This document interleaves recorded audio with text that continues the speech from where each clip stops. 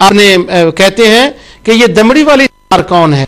आगे वो कहते हैं कि दमड़ी वाली सरकार मीरपुरियों के खुद साख्ता खुदाओं में से एक खुदा का नाम, यानी मीरपुर ये जिन खुदाओं को मानते हैं, जिनकी वो इबादत करते हैं, जिनको माबूद मानते हैं, खुद साख्ता माबूदों में से जिनको वो माबूद मानते हैं, उनमें से एक दमड़ी वाली सरकार भी माबूद है।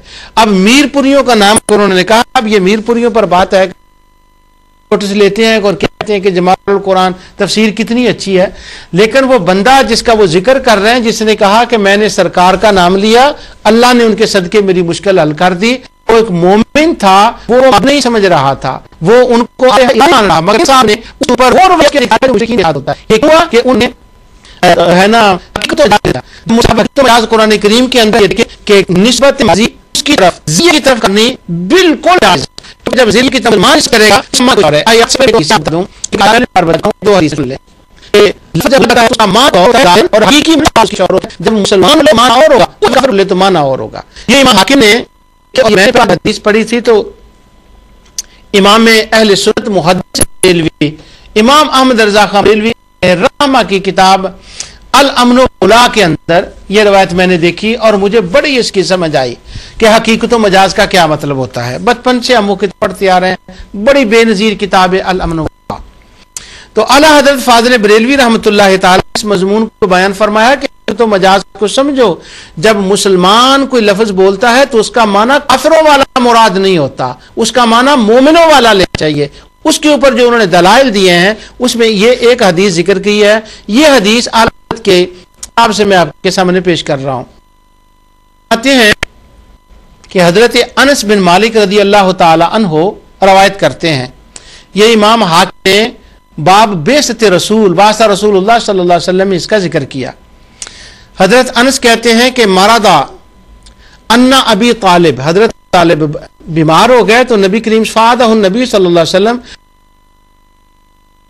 के लिए आए। अब ये देख तो लफ्ज क्या, जब मुसलमान है तो माना क्या होगा। नबी के सल्लम उनके लिए आए तो फ़काल अबू तालिब ने नबी करीम सल्लल्लाहु अलैहि वसल्लम से ये कहा कि उद रब्बक अल्लज़ी ताबुद, के जिस रब की तू इबादत करता है ना, उस रब के आगे दुआ कर कि वो मुझे शिफा दे दे। इमाम हाकिम ने की दूसरी रवायत में है कि बासा का, तू उस रब के आगे दुआ कर जिसने तुझे मबूस किया है। दूसरी रवायत में है कि तू उस रब के आगे दुआ कर जिसकी तू इबादत करता है। अबू तालिब हुजूर अलैहिस्सलाम से कह रहे हैं कि उसकी दुआ कर ताकि मुझे सेहत मिल जाए। फ़काल अल्लाहुम्मा शफ़ी अम्मी, उन्होंने दुआ की नबी के सल्लल्लाहु अलैहि वसल्लम ने, या अल्लाह इनको सेहत अता फरमा मेरे चाचा। फ़काम अबू तालिब बिल्कुल ठीक हो गए उसी वक्त। ये दुआ वफा थी कि वो ठीक हो गए और वो ऐसा था कि जैसे वो बीमारी नहीं हुए, तो ठीक हो गए। तब अबू तालिब के अल्फाज सुने क्या कह रहे हैं। हुजूर अलैहिस्सलाम को मुखातिब कहते हैं, इन्ना रब्बक अल्लज़ी तअबुदहु युती आका, कि जिस अल्लाह की, जिस रब की तू इबादत करता है, मेरे भतीजे मोहम्मद सल्लल्लाहु अलैहि वसल्लम, जिस रब की तू इबादत करता है ना, वो तो तेरी अताअत करता है। अब ये देखें, अतीउल्लाह, हम सब अल्लाह ताला हमें है कि तो हम अल्लाह की अताअत करें, हम करते हैं। लेकिन अबू तालिब कह रहे हैं कि जिसकी इबादत करता है वो रब तेरी अताअत करता है। अब जाहिरी तौर पर यह लफ्ज कितना शिरकिया है कि अताअत तो छोटा बड़े की है, तो क्या नबी करीम सल्लल्लाहु अलैहि वसल्लम अल्लाह से बड़े हो गया कि अल्लाह उनकी अताअत करेगा। अब हुजूर अलैहिस्सलाम को यहां फर्ज बनता था, चाहिए था कि रसूल तो आता ही शिर्क को मिटाने के लिए, तो शिरकिया जुमला था। और फौरन टोकती अबू तालिब को कि ये आप क्या कह रहे हैं, अल्लाह मेरी अताअत कर, मैं उसकी अताअत करता हूं, अताअत तो अल्लाह की होती है, ये क्या है। लेकिन नबी करीम सल्लल्लाहु अलैहि वसल्लम ने उनको टोका नहीं, बल्कि आगे फरमाया, काला व अंत या, आपने मेरे चाचा अताअत अल्लाह, अगर तू अल्लाह की अताअत के लिए युती का, अल्लाह तेरी भी इसी अताअत करेगा जिस तरह मेरा रब मेरी अताअत करता है। अब इसका माना क्या हुआ, क्या معنی یہ ہے لفظ اطاعت ہے یوتی کا، لیکن یہاں پر معنی وہ اطاعت والا وہ نہیں، بلکہ یہاں معنی یہ ہے کہ ابو طالب نے کہا اے بھتیجے جس رب کی تو عبادت کرتا ہے نا تو تیری دعا کو بڑی کرتا ہے۔ حضور نے فرمایا کہ اے میرے چچا اگر تو اس کی عبادت کرے تو تیری کو بھی سن کر ایسے ہی وہ قبول کرے گا جیسے اس نے میری دعا کو قبول کیا ہے۔ معنی لفظ اطاعت ہے لیکن معنی اطاعت والا حقیقی نہیں ہے، معنی مجازی مراد دعاؤں کا قبول کرنا کہ میری دعا بھی اللہ نے کو بھی اللہ نے قبول کیا، لفظ اور ہے لیکن معنی اس کا اور ہے۔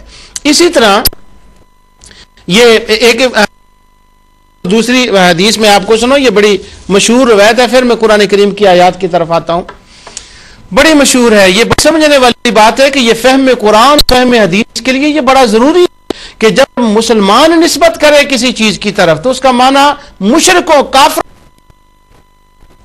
مثلا ہم یہ کہیں کہ اللہ تعالی کی ذات نے میں فلاں قبر پر ناریہ شریف گیا اور ناریہ ہوا، شرکپور شریف گیا، بغداد شریف گیا، گولڑا شریف گیا، تو گولڑا شریف والوں نے مجھے یہ دے دیا، عطا کر دیا۔ اس انشاءاللہ جب وہ اگلی دروس میں اس پر بڑی تفصیل سے بات ہوگی، میں صرف ایک ایگزامپل دے رہا ہوں۔ اس کا کیا ہوگا؟ اس کا معنی یہ ہوگا کہ گولڑا شریف، نیریاں شریف، شرکپور شریف والے بزرگوں کی دعا سے اللہ نے مجھے عطا کر دیا۔ ظاہراً یہ اس کی میں حدیث سے مثالیں دوں گا کہ کس طرح سے بخاری مسلم کے اندر کس طرح سے ہے، لیکن اس وقت وہ موضوع نہیں ہے، معنی اور لفظ اور ہے اور معنی اور ہے۔ اب جو نسبت نیریاں شریف کی طرف کی گئی یا بغداد شریف کی طرف کی گئی وہ حقیقی نہیں ہے، وہ مجازی نسبت ہے، چونکہ وہ بزرگ سبب بنے ہیں، وہ اللہ کا ولی سبب بنا ہے اس دعا کی قبولیت کا، اس لہذا مجازی نسبت ان کی طرف کر دی گئی، اور حقیقی نسبت کس کی طرف ہے؟ مالک الملک اللہ سبحانہ و تعالی کی طرف ہے۔ جو سب کی طرف نسبت کرنی جائز ہے جو اس چیز کا سبب بنے۔ اب میں مثال دے رہا ہوں اس حدیث کی، بڑی مشہور ہے، سب مسلمان اس کو جانتے ہیں، کوئی مسلمان ایسا نہیں ہوگا جو اس حدیث کو نہ جانتا ہو، سب الحمدللہ ہیں۔ میں پوری حدیث بھی نہیں پڑھوں گا، اس کا آخر بس اس کا کچھ حصہ بیان کرتا ہوں، لیکن خلاصہ بیان کر دیتا ہوں ثواب حصول ثواب کے لیے اور بات سمجھ آ جائے۔ بخاری اور مسلم کو کتاب الایمان اندر لائے ہیں، دیگر حدیث کی کتابوں میں بھی ہے کہ نبی اکرم مجسم صلی اللہ علیہ وسلم ایک اجنبی بندہ آتا ہے اور اجنبی بندہ آ کر بیٹھ گیا، اس نے حضور علیہ الصلوۃ والسلام سے کچھ سوالات کیے، کچھ سوالات تھے جن کا تعلق عقیدے سے تھا اور کچھ کا سوالات تھا اور کچھ کا سوالات کا تعلق آنے والے حالات سے تھا، خبروں سے تھا۔ میں وہ ساری بات نہیں، اس کو حدیث جبریل کہتے ہیں۔ امام بخاری اس حدیث کو جب کتاب الایمان میں لائے تو انہوں نے نام ہی اس کا حدیث، تو انہوں نے کہا کہ ایمان کیا ہے، تو نبی کریم صلی اللہ علیہ وسلم نے ایمان کے جو 6 آرٹیکل ہیں وہ بیان فرما دی ہے، 5 آرٹیکل ہیں اور 6 تقدیر کی ہے، تقدیر کا بھی آتا ہے اس لیے میں اس کو 6 کہتا ہوں۔ تو جب آپ نے اللہ پر ایمان، فرشتوں پر ایمان، یہ ساری چیزیں نبی کریم صلی اللہ علیہ وسلم نے اس آدمی کے سوال پر بیان فرما دی۔ اب وہ بھی دوسرا سوال کرتا ہے، وہ کہتا ہے کہ اسلام کیا ہے، تو نبی کریم صلی اللہ علیہ وسلم نے نماز، زکوٰۃ، روزے اور حج بیان فرما دیا۔ اب وہی بندہ تیسرا سوال کرتا ہے، وہ کہتا ہے احسان کیا ہے، تو حضور علیہ الصلوۃ والسلام نے احسان کی بیان فرما دیا کہ جب تو نماز پڑھے تو اس